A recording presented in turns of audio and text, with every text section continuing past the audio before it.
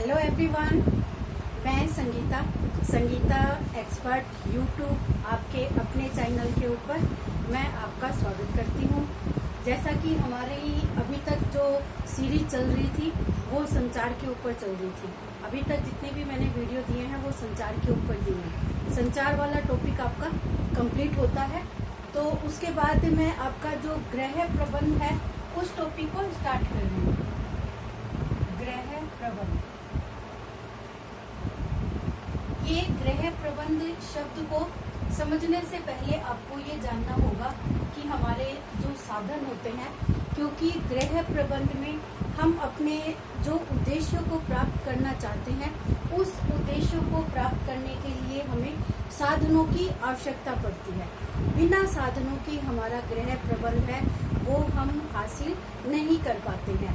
इसीलिए ग्रह प्रबंध के टॉपिक को समझने से पहले आपको इन साधनों के वर्गीकरण को जानना होगा, क्योंकि किसी भी प्रकार के कार्य को हमें संपन्न करने के लिए हमें कुछ साधनों की आवश्यकता होती है और ये साधन कौन कौन से हैं इनके बारे में हम चर्चा करेंगे, क्योंकि हमारे बहुत सारे प्रश्न हैं वो इन्हीं साधनों के आधार पर बनाए जाते हैं। अगर आप मेरे चैनल पे नए हो तो इस चैनल को लाइक और सब्सक्राइब ना करना भूलें और ज़्यादा से ज़्यादा कमेंट करने, ताकि ये चैनल है वो हर व्यक्ति के पास है वो पहुंच सके। तो आपसे जुड़े हुए जितने भी व्यक्ति हैं उनको ये वीडियो है वो शेयर कर दीजिए ताकि सब लोग इस फ्री चैनल को लाभ उठा पाए। तो आज का हम साधनों का वर्गीकरण कि ग्रह प्रबंध की जो प्रक्रिया को पूरा करने के लिए व्यक्ति के पास बहुत सारे साधन होते हैं और उन साधनों का प्रयोग करके ही व्यक्ति क्या करता है, अपनी उन आवश्यकताओं को पूरा करने का प्रयास करते हैं। तो इन साधनों का जो अध्ययन है वो हम देखेंगे आज कि साधन कितने प्रकार के होते हैं। ये साधन हमारे दो प्रकार के होते हैं। एक पहला प्रकार का साधन तो मानवीय संसाधन कहलाते हैं और दूसरे प्रकार के साधनों को हम गैर मानवीय संसाधन कहते हैं, या इसको भौतिक संसाधनों के नाम से भी आप जान सकते हैं। इनको हम गैर मानवीय भी बोल सकते हैं और साथ में हम भौतिक संसाधनों के नाम से भी इन संसाधनों को कह सकते हैं। इन दोनों संसाधनों में अंतर क्या है ये आपको जानना है। और आपके जो इस वाली बुक्स में ग्रह प्रबंध की जो प्रक्रिया दी है वो दो मनोवैज्ञानिकों ने दी है। एक तो आप नाम पढ़ोगे बार बार में निकल और डॉर्सी का, और दूसरा पढ़ोगे आप ग्रास और कैंडल का। तो ये मानवीय संसाधनों का जो वर्गीकरण है ये भी इन दोनों व्यक्तियों के आधार पर हमें अलग अलग तरीके से देखना होगा, क्योंकि जो प्रश्न आता है वो इन्हीं दोनों व्यक्तियों के नाम के साथ जुड़े हुए प्रश्न होते हैं। तो हमें इन दोनों नाम को देखना पड़ेगा। एक तो है निकल और डॉर्सी और एक है हमारा ग्रास और कैंडल। अब यहाँ पर आपके जो सिलेबस में दे रखा है एक समय प्रबंधन का दे रखा है कि समय प्रबंधन क्या होता है और समय प्रबंधन को हमें किस तरीके से समझना है। ये समय प्रबंधन ही एक ऐसा बिंदु है जिनके आधार पर ग्रास और कैंडल और निकल और डॉर्सी में अंतर है। एक ने इसको मानवीय संसाधन माना है और एक ने इसको गैर मानवीय संसाधन माना है। तो इस जो क्वेश्चन के अंदर सबसे ज्यादा डाउट रहता है वो इसी बात का डाउट रहता है कि मानवीय संसाधन किसने मानवीय माना है और किसने इसको अमानवीय माना है। तो इसी को हम देखेंगे और इसको समझने का प्रयास करेंगे कि मानवीय संसाधन होते क्या है। तो आपको मानवीय संसाधनों का अर्थ समझना है कि मानवीय संसाधन किसे कहते हैं। मानवीय संसाधन वे होते हैं जो मानव के अंदर होते हैं, मानव के अंदर होते हैं। ठीक है, अंदर जैसे रुचियां है, ज्ञान है, कौशल है, शक्ति है, योग्यताएं हैं, अभिवृत्तियां हैं। ये सब क्या है, व्यक्ति के अंदर होते हैं और इनकी पहचान जो करने का तरीका होता है वो क्या होता है, इनको हम छू नहीं सकते हैं, छू नहीं सकते हैं। इनको आप देख नहीं सकते हो, देख नहीं सकते हो। तीसरा इसको क्या कह सकते हैं, इनको चुराया नहीं जा सकता है, चुराया नहीं जा सकता है। तो मानवीय संसाधनों की परिभाषा करने के लिए आपको ये चीज समझनी होगी कि मानवीय संसाधन वे संसाधन होते हैं जो मानव के अंदर होते हैं, और अंदर होने के साथ साथ जिनको व्यक्ति है वो छू नहीं सकता है, जिनको व्यक्ति देख नहीं सकता है, और जिनको कभी चुराया नहीं जा सकता है। तो वे संसाधन क्या होंगे? मानवीय संसाधन कहलाते हैं। और गैर मानवीय संसाधन क्या होंगे? गैर मानवीय संसाधन वे होते हैं जिन्हें मतलब जो मानव के अंदर नहीं होते हैं, मानव के अंदर नहीं होते, इनको छुआ जा सकता है, चुराया जा सकता है,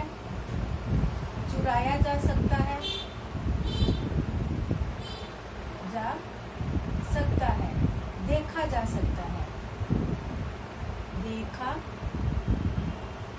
जा सकता है। तो दोनों में आपको अंतर समझ में आया कि मानवीय संसाधन तो वे संसाधन होते हैं जिन्हें व्यक्ति छू नहीं सकता है, देख नहीं सकता है, और साथ में जिसको चुराया नहीं जा सकता है। और गैर मानवीय संसाधन वे होते हैं जिन्हें व्यक्ति जिनको हम छू सकते हैं और क्या कर सकते हैं, चुरा भी सकते हैं, और जिनको हम देख सकते हैं।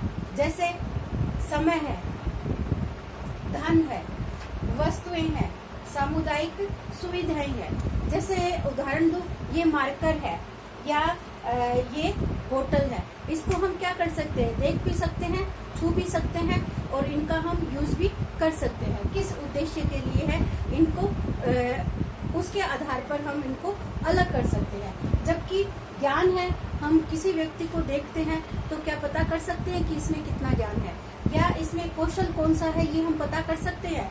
व्यक्ति की रुचि क्या है, क्या इनको हम देख सकते हैं या पता कर सकते हैं। तो इस आधार पर व्यक्ति में मानवीय संसाधन और गैर मानवीय संसाधन है, वो दोनों अलग अलग तरीके से होते हैं। ये संसाधन है जो गैर मानवीय संसाधन है, ऐसे संसाधन होते हैं जो मानवीय संसाधनों के आधार पर इनमें हम समय के अकॉर्डिंग इनमें वृद्धि की जा सकती है। अपने ज्ञान, रुचि, कौशल, शक्ति के आधार पर व्यक्ति है धन में वृद्धि कर सकता है, वस्तुओं में वृद्धि कर सकता है, और अपने सामुदायिक सुविधाओं के अंतर्गत वृद्धि कर सकते हैं। एक समय संसाधन ऐसा है जिसका व्यक्ति है वो वृद्धि नहीं कर सकता, क्योंकि समय क्या है, हर व्यक्ति के पास है वो 24 घंटे का एक निश्चित समय है। तो इसी कारण के आधार पर ग्रास और कैंडल और निकल और डार्सी के अंदर हमेशा इसके अंदर मतभेद रहा है। निकल और डार्सी ने तो इसको गैर मानवीय संसाधन माना है, और जबकि ग्रास और कैंडल ने सबसे पहले इसको समय को क्या माना है, मानवीय संसाधन माना है। मानवीय संसाधन कहा है, और ये ग्रास और कैंडल ने अमानवीय संसाधनों के अंदर से इसको निकाल दिया। तो दोनों के नाम में आपको अंतर दिखाई दे रहा है।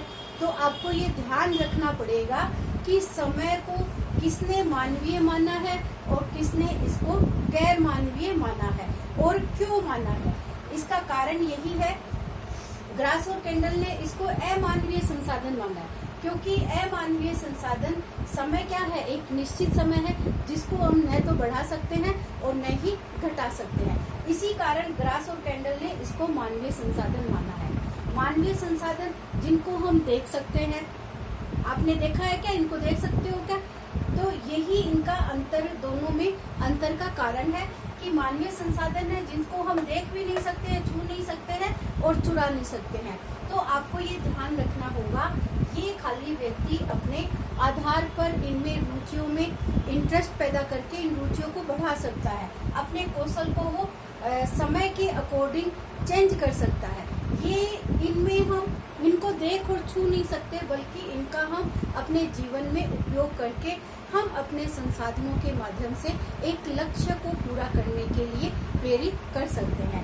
तो व्यक्ति को गृह प्रबंध की प्रक्रिया, जिसके अंतर्गत आप सरलीकरण भी पढ़ोगे, तो ये सारा क्या है, इन संसाधनों के ऊपर टिका हुआ एक टॉपिक है, जिसके आधार पर आप ये देख सकते हो कि व्यक्ति मानवीय और गैर मानवीय दोनों का एक साथ सहयोग करके अपने लक्ष्यों को पूरा करने का प्रयास करता है।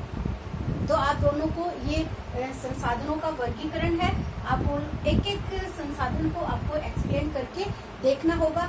आप देख सकते हो, जैसे मैं ये बताऊं, धन है, ये धन क्या है, व्यक्ति अपने ज्ञान, बुद्धि, कौशल, इन सब मानवीय संसाधनों के प्रयोग से क्या करेगा, धन में वृद्धि कर सकता है। अगर व्यक्ति में रुचि है, शक्ति है, योग्यता है, तो वो अपने धन में समय के अकॉर्डिंग परिवर्तन कर सकता है। भौतिक वस्तुएं हैं, भौतिक वस्तुएं क्या है, आप ये बुक पढ़ रहे हो, ये किताबें पढ़ रहे हो, पेन, पेंसिल, चौक, सब ये हमारी क्या है, भौतिक वस्तुएं हैं, जिनका प्रयोग करके हम अपने लक्ष्य को प्राप्त कर सकते हैं। सामुदायिक सुविधाएं, जैसे स्कूल कॉलेज में आप लोग पढ़ते हो, तो स्कूल कॉलेज क्या है, एक सामुदायिक सुविधाएं है। आपका गेस्ट हाउस क्या है, एक सामुदायिक सुविधाएं है। बस, ट्रेन, ये सब क्या है, आपकी सड़क क्या है, ये सामुदायिक सुविधाएं हैं, जिनका सभी व्यक्ति मिलकर इनका उपयोग करते हैं। तो ये अमानवीय संसाधन हो गए, जिनका प्रयोग हर व्यक्ति के माध्यम से किया जाता है। मानवीय संसाधन जो मानव के अंदर होंगे, अपनी समय, ज्ञान, शक्ति, रुचियां, योग्यता, कौशल, ज्ञान, अभिवृद्धि में सब में वृद्धि करके अपने लक्ष्यों को प्राप्त कर सकते हैं। तो गृह प्रबंध को हमें समझने के लिए हमें मानवीय और गैर मानवीय दोनों संसाधनों का प्रयोग करके अपने लक्ष्य को, अपने गृह प्रबंध की प्रक्रिया को पूरा करना होता है। क्योंकि घर का प्रबंधन हो, चाहे आप अपने बिजनेस का प्रबंधन करो, अपना किसी भी तरीके का मैनेजमेंट करो, उसके लिए आपको दोनों प्रकार के कौशलों की आवश्यकता होती है, तभी जाके हम अपने लक्ष्य को हासिल कर सकते हैं। तो ये समझने के बाद में आपको गृह प्रबंधन का अर्थ है वो अच्छे तरीके से समझ में आ जाएगा। तो आपको खाली इतना ध्यान रखना है कि जो ग्रास और कैंडल है, कैंडल ने इसको क्या कहा है, मानवीय संसाधन क्या है, और निकल और डॉर्सी। अब ये आपको ये ध्यान रखना है, जैसे ग्रास और कैंडल ने मानवीय कह दिया, तो निकल और डार्सी ने इस मानवीय में से निकाल दिया। निकल शब्द है, तो ये इसकी एक टिक है कि निकल और डार्सी ने क्या किया है, मानवीय संसाधनों में से निकालकर इसको किस में रख दिया है, इसको गैर मानवीय संसाधनों में रख दिया। तो इस समय संसाधन को आपको सबसे ज्यादा इम्पोर्टेंट मानते हुए इसका ध्यान रखना है कि ये मानवीय में आएगा या गैर मानवीय में आएगा। तो एक जगह तो हमारा गैर मानवीय में है और एक जगह हमारा मानवीय संसाधन में है। तो सबसे बड़ा जो क्वेश्चन आपका इसके अंदर से बार बार पूछा जाने वाला है वो यही है कि गैर मानवीय संसाधन में किसने माना है समय संसाधन को, और समय संसाधन क्या है, किस तरीके का है। हर व्यक्ति को आपको पता है कि 24 घंटे का समय मिलता है। अब ये 24 घंटे कोई व्यक्ति तो इसका सही उपयोग कर लेता है, कई व्यक्ति इसका सही मैनेजमेंट नहीं कर पाता है, तो हमारे जो लक्ष्य होते हैं वो पूरे होने से पहले ही खत्म हो जाते हैं। तो ये आपको ध्यान रखना है कि इस 24 घंटे को जो कार्य सरलीकरण की प्रक्रिया होगी और जिसमें परिवार का जो वक्र बनता है एक अवस्थाओं के आधार पर, उन अवस्थाओं के अंदर इस 24 घंटे को 8-8 घंटे के रूप में इसको अलग अलग तरीके से वर्गीकृत किया है।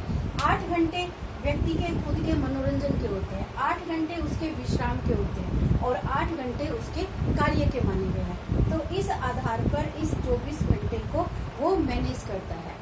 अब उसके जो सोने के घंटे हैं उसको अपनी अलग से उपलब्धियां प्राप्त करनी है, तो उसमें से अपना टाइम निकाल सकता है। अपने खुद के लिए जो 8 घंटे मनोरंजन के बताए गए हैं उस मनोरंजन को वो इस तरीके से व्यवस्थित कर सकता है कि वो समय प्रबंधन का सही उपयोग करते हुए अपने लक्ष्य को प्राप्त कर सकता है। तो ये आपको सारा देखना पड़ेगा, इसको समझना पड़ेगा। ये पूछा जाएगा कि रुचि क्या है, मानवीय संसाधन है या गैर मानवीय संसाधन है। कौशल क्या है, मानवीय संसाधन है या गैर मानवीय संसाधन है। या धन क्या है, मानवीय संसाधन या गैर मानवीय संसाधन है। तो इस टॉपिक से जो प्रश्न पूछे जाएंगे ना, वो आपके इन्हीं संसाधनों से पूछे जाएंगे। और जो कंफ्यूजन करने वाला प्रश्न है वो आपका ये समय प्रबंधन ही है। तो समय प्रबंधन को आपको थोड़ा सा जोर देते हुए समझना होगा कि इसको मानवीय माने या गैर मानवीय माने, या किसने इसको मानवीय माना है या किसने इसको गैर मानवीय माना है। तो आज के इस वीडियो में आपको यही जो समय प्रबंधन टॉपिक आप पढ़ोगे तो उसके लिए आपको ये आपके संसाधन है वो आपको अच्छे तरीके से समझना जरूरी है। All the best everyone, thank you.